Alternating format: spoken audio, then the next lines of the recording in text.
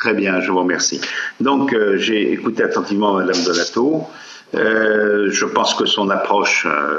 peut convenir, puisqu'il s'agit bien de faire valoir au niveau de l'Union européenne le côté structurel de la situation des îles et l'absence qu'il y a eu jusqu'à présent de prise en compte de l'article 174 et de donner un contenu à cet article pour que ces écarts structurels que nous connaissons dans les îles puissent être compensés de façon équitable par rapport aux autres territoires régionaux qui sont continentaux. Et jusqu'à présent, le problème est surtout posé pour des îles comme la mienne, en Corse ou la Sardaigne ou les grandes îles grecques.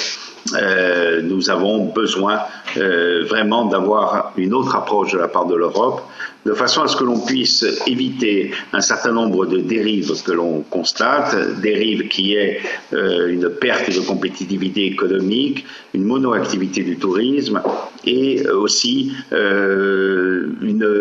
nos îles sont des territoires très carbonés et nous nous rendons compte que la mise en œuvre des alternatives aux énergies fossiles y a pris un grand retard et je pense que tout ça c'est dû à l'absence de prise en compte structurelle des situations que nous rencontrons. Donc nous pensons que ce rapport est très important, qu'il va permettre, j'espère en tous les cas, de relancer ce débat fondamental pour arriver avec la Commission à avoir une approche beaucoup plus